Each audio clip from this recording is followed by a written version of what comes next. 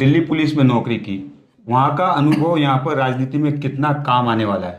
ये मोदी जी ने भी कई बार यहाँ 2014 और 19 में सपने दिखाए थे कि मेरे कस के अंदर आम और अंगूर हो सकते हैं, तो ये थार मारवाड़ के अंदर क्यों नहीं हो सकते हैं मोदी जी। लेकिन आपने प्रयास नहीं किया, खाली बातें ही बताई। हम प्रयास करेंगे। चुनौती किसको मानते हो उमेदवार राम जी, किसको चुनौती मानते हैं? क्योंकि त्रिकोणीय मुकाबले में चुनौती कहाँ चूक रह गई? महज 910 वोटों से हार गए थे, कहाँ चूक रह गई थी? ये तो जो था कि जयपुर जाने के हमने 2 बार ट्राई की, जो हमारा जोग संजोग नहीं था, और दिल्ली से पहले से ही लगा हुआ है 90। कि उमेदवार राम जी, आप पुलिस के मटेरियल नहीं बल्कि राजनीति मटेरियल है। राजनीति में आपको काम करना चाहिए।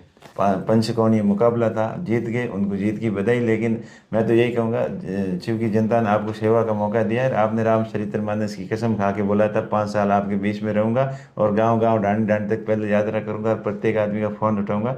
तो मैं तो उनको यही कहूँगा कि पहले शिव की लोगों की सेवा करें। दोस्तों नमस्कार। जैसे जैसे गर्मी का पारा बढ़ता जा रहा है, वैसे वैसे राजनीति का पारा भी जो है वो बढ़ता ही जा रहा है। क्योंकि बाड़मेर में जो मुकाबला है, राजस्थान की सबसे हॉट सीट जो है बाड़मेर जैसलमेर लोकसभा सीट बनी हुई है। यहाँ पर त्रिकोणीय मुकाबला है। हालांकि निर्दलीय और भी फोरम है, लेकिन जो मुकाबला जो है वो त्रिकोणीय मुकाबला है, बीजेपी, कांग्रेस और निर्दलीय रविंद्र सिंह भाटी के बीच में। हालांकि आज हमारे साथ बाड़मेर जैसलमेर कांग्रेस प्रत्याशी उमेदवार राम बेनीवाल हैं। उनसे हम जानने की कोशिश करेंगे। इस बार जनसभाओं में लगातार उनके साथ जो है वो भीड़ उमड़ती जा रही है। हालांकि उमेदवार राम बेनीवाल जो हैं वो दिल्ली पुलिस में नौकरी भी कर चुके हैं, उसको लेकर भी सवाल करेंगे। और पिछले 2 दिन पहले निर्दलीय विधायक रविंद्र सिंह भाटी का एक बयान था, उसको लेकर भी बयान करेंगे। रिफाइनरी सवाल जो था उस पर भी हम चर्चाएं करेंगे। सर, स्वागत है आपका हमारे राजस्थान राइट चैनल पर। धन्यवाद, आपका भी बहुत बहुत स्वागत। क्षेत्र बहुत बड़ा है। अगर राजस्थान का बाड़मेर जैसलमेर लोकसभा क्षेत्र देखा जाए तो अपने आप में बहुत बड़ा क्षेत्र है। किस तरह से आशीर्वाद मिल रहा है लोगों का? क्या लोगों के जो बातचीत हो रही है, क्या बातचीत हो रही है लोगों से? देखिए, लोगों का जबरदस्त आशीर्वाद है, और पार्टी, कांग्रेस पार्टी के प्रति लोगों का उत्साह है, जोश है। और इस बार बाड़मेर जैसलमेर बलोत्रा की जनता ने तय कर लिया है कि कांग्रेस को वापस सत्ता में लाना है। और कांग्रेस पार्टी के सभी नेता कार्यकर्ता सब संगठित होकर, एकजुट होकर दिन और रात मेहनत कर रहे हैं, और सफलता जरूर मिलेगी। पिछली बार महज 910 वोटों से विधानसभा चुनाव हारे थे। उससे पहले भी करीब 11,000 वोटों से चुनाव हार गए थे। इस बार जीत को लेकर कितने आश्वस्त है उमेदवार राम जी? देखिए, चुनाव 2 बार लड़े, हार गए, लेकिन लोगों के मन में जगह बनाई है। वो लोग, पूरे जिले के लोगों का आशीर्वाद है, पूरे लोकसभा क्षेत्र के लोगों के जो भावना है, उसी भावना के अनुसार ये चुनाव लड़ रहे हैं। और ये चुनाव थार की अपनायत का चुनाव है, और मारवाड़ की पहचान का चुनाव है, जो हमेशा भाईचारे के नाम से जाने जाते हैं। तो लोगों ने इस बात तय कर लिया है कि सभी जातिवादी और धर्म वगैरह सभी से ऊपर उठकर ये एक अपनी मारवाड़ की पहचान का चुनाव है। जनता खुद चुनाव लड़ रही है, और हम चुनाव जीतेंगे। दिल्ली पुलिस में नौकरी की, वहाँ का अनुभव यहाँ पर राजनीति में कितना काम आने वाला है?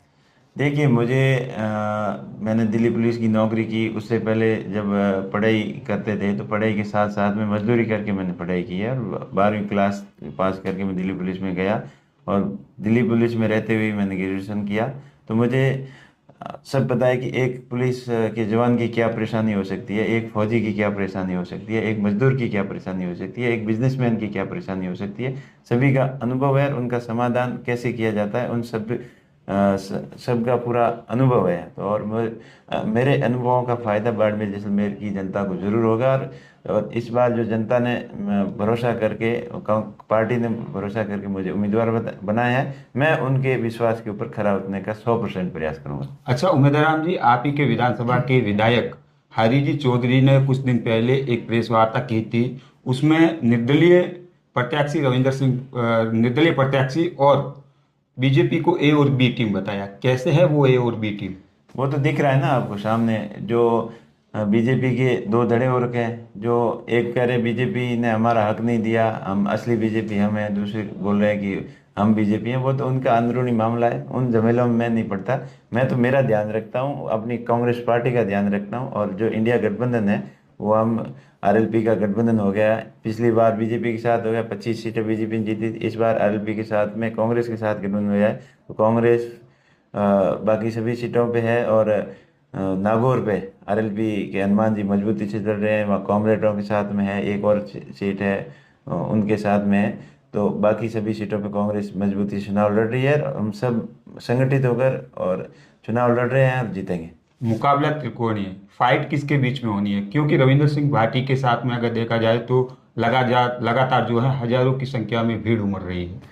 देखिए, फाइट त्रिकोणीय मुकाबला हो या चतुर्कोणीय मुकाबला हो, बाड़मेर जैसलमेर की जनता ने तय कर लिया है इस बार कांग्रेस पार्टी को जिताना है और अपने भाई के ऊपर आशीर्वाद रखना है।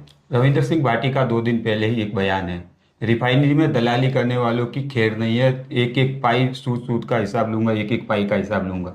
जिस आदमी ने कभी रिफाइनरी आके देखी नहीं, रिफाइनरी विधायक बनने के बाद भी कभी रिफाइनरी के अंदर जाके लोगों की समस्या के बारे में जाना नहीं, पहचाना नहीं, खाली शोरगुल करने से, हल्ला गुल्ला करने से समस्याओं का समाधान नहीं होता, और बिना निराधार किसी के ऊपर आरोप प्रत्यारोप लगाना गलत है।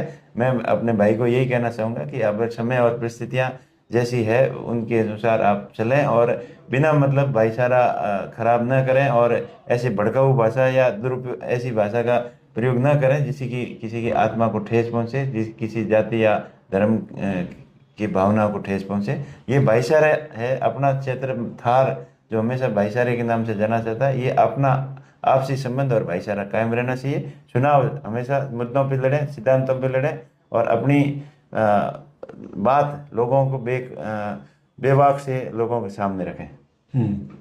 चुनौती किसको मानते हो? उम्मीदवार राम जी किसको चुनौती मानते हैं? क्योंकि त्रिकोणीय मुकाबले में चुनौती किसको मानते हैं? देखिए, बाड़मेर जैसलमेर की जनता ने तय कर लिया है कि कांग्रेस पार्टी को जिताना है, तो जनता के सामने किसी की चुनौती नहीं चलती, और जनता ने इस बार मन बना लिया कि कांग्रेस पार्टी को एक तरफा माहौल है पार्टी के पक्ष में, और कांग्रेस पार्टी भारी मतों से जीतेगी। सामने वाले दोनों के वोट मिला के कांग्रेस पार्टी के वोट ज्यादा होंगे। अगर उम्मीदवार राम जी इस बार लोकसभा चुनाव जीतते हैं तो बाड़मेर जैसलमेर लोगों के लिए क्या जो मुद्दे हैं उन पर उम्मीदवार राम जी द्वारा काम किए जाएंगे? सर्वप्रथम देखिए, सबसे पहला तो मेरा एजुकेशन के अंदर एक नई डिजिटल क्रांति लाना, smart education, smart board, digital education, और इंटरनेटिंग के माध्यम से, और जो विदेशों के अंदर अपने देश की टॉप स्कूलों के अंदर जो एजुकेशन की सिस्टम है, वो सिस्टम गांव प्रत्येक ढाणी की स्कूलों तक पहुंचाना, वो मेरा व्यक्तिगत प्रयास रहेगा, गवर्नमेंट की तरफ से ही रहेगा, और साथ साथ लोगों का जन सहयोग से एक क्रांतिकारी बदलाव लेके आएंगे एजुकेशन के सेक्टर में।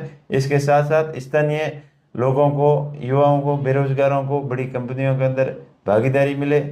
और बाड़मेर जैसलमेर हमेशा पानी की वैल्यू यहाँ घी से ज़्यादा रही है, तो पानी प्रत्येक खेत तक सिंचाई का पानी पहुँचे, यहाँ तक प्रयास करेंगे। और सबसे पहले जब पीने के पानी की समस्या है उनका समाधान करने के लिए दिन रात एक पैरवी करेंगे। साथ ही माही जो बांध समझौता हुआ था, जल समझौता माही का, तो उसके अपने राजस्थान के हिस्से का पानी आज से 20 साल पहले राजस्थान के अंदर आना चाहिए था, वो भी गुजरात सरकार के खर्चे पर, केंद्र के खर्चे पर, तो वो अभी तक हुआ नहीं है। संघर्ष समिति ने उच्चतम न्यायालय में अपना हक के पक्ष में फैसला भी हो गया है, लेकिन अभी तक उसके ऊपर सुस्ती चल रही है। तो वो प्रयास रहेगा कि कार्य योजना बन के जो पश्चिमी राजस्थान कैनाल परियोजना है उसको जल्दी से जल्दी चालू करके प्रत्येक खेत के तक पानी आए। जब किसान खुशहाल होगा तब देश आगे बढ़ेगा। और वैसे ही बात कृषि प्रधान देश है, यहाँ 70% अर्थव्यवस्था कृषि के ऊपर डिपेंड करती है, तो ये बहुत बड़ा भूभाग है और बहुत बड़ी उपजाऊ जमीन है। और इसके लिए मोदी जी ने भी कई बार यहाँ 2014 और 19 में सपने दिखाए थे कि मेरे कच्छ के अंदर आम और अंगूर हो सकते हैं, तो ये थार मारवाड़ के अंदर क्यों नहीं हो सकते हैं मोदी जी, लेकिन आपने प्रयास नहीं किया, खाली बातें ही बताई।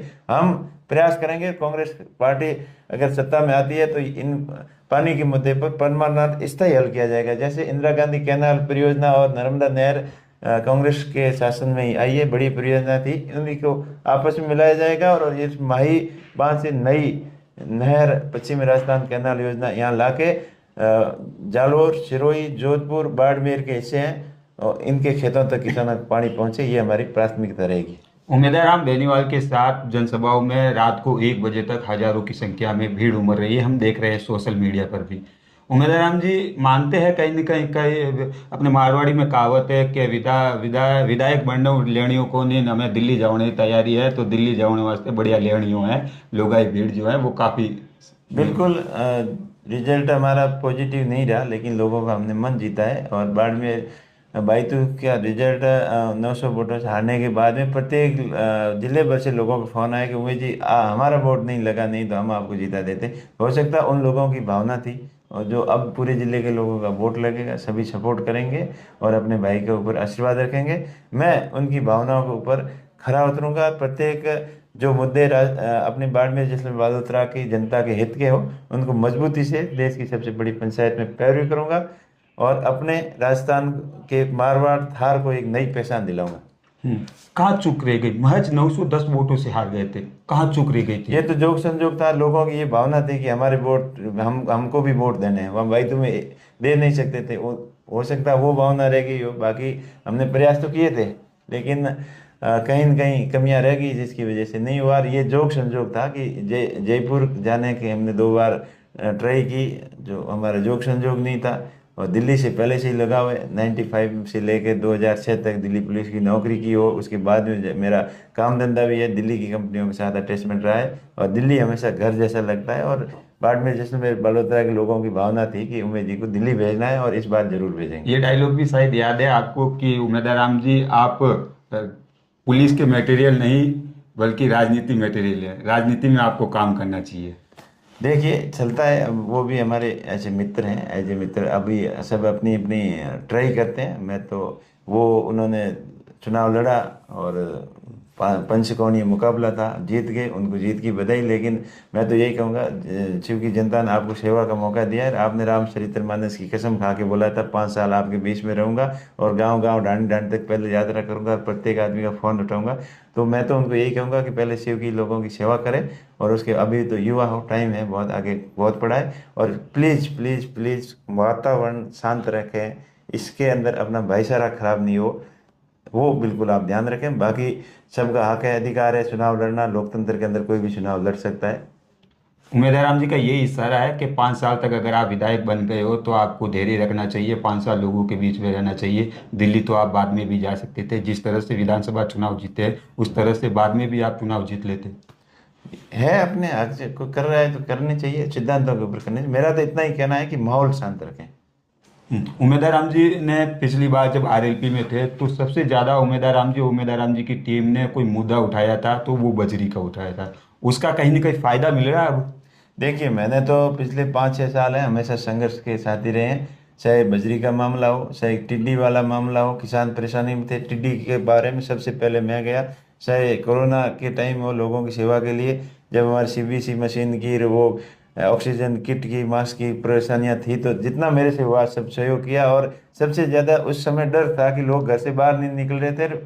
मैं बाड़मेर की जनता के लिए खुलेआम उन लोगों के बीच में जा रहा था, जो जिनको दिक्कत थी, परेशानी थी, मुसीबत थी, उनको हॉस्पिटल तक ले जाने में, पहुंचाने में मदद की।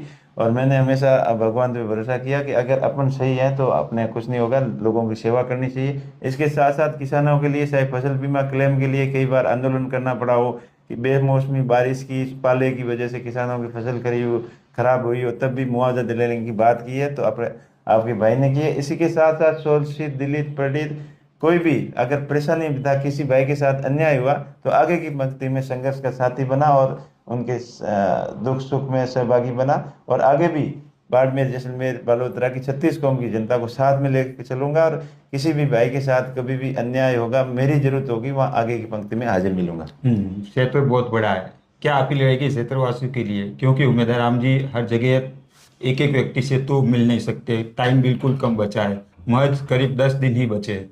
बिल्कुल मेरा प्रयास रहेगा। आप सोशल मीडिया के माध्यम से जनसभाएं भी कर रहे हैं, लोगों से यही अपील कर रहे हैं कि मैं जितना मेरे से पॉसिबल है मैं मिलने की कोशिश कर रहा हूँ। बाकी सब लोग कांग्रेस पार्टी का समर्थन करें, गांव गांव, ढाणी ढाणी, बूथ बूथ तक जाकर कांग्रेस पार्टी की रीति नीति समझाएं। अभी जो 5 महत्वाकांक्षी योजनाएं जो कांग्रेस पार्टी की तरफ से आई है उनके बारे में भी समझाएं। युवाओं को लिए 1 लाख रुपए प्रत्येक साल, बेरोजगार युवाओं को 1 लाख रुपए, प्रत्येक पिछड़ी वर्ग की महिलाओं को जो आर्थिक रूप से कमजोर हैं उनको, किसानों के लिए संपूर्ण कर्ज माफी, स्वामीनाथन आयोग की रिपोर्ट लागू करना, कृषि क्लेम 30 दिन के अंदर उसके खाते में आना। मजदूरों के लिए चौथी योजना है कि कम से कम मिनिमम मजदूरी नरेगा के अंदर 400 रुपये हो। उसके साथ साथ उनका जीवन बीमा है और इंश्योरेंस है, वो सारी फैसिलिटी जो एक सरकारी कर्मचारी की बराबर मजदूर को मिले। और पांचवी है कि सबको बराबर हक, जितकी संख्या उसको उतना हक। जैसे मान लो विष्णु समाज के भाइयों को सेंटर में ओबीसी का आरक्षण नहीं है तो वहाँ भी उनको मिलना चाहिए। जो आर्थिक रूप से पिछड़ेपन है, जिनकी संख्या के हिसाब से जो हक मिलना चाहिए वो हक मिलेगा। तो कांग्रेस की अच्छी पॉलिसी है और 10 साल बीजेपी को लोगों ने देख लिया।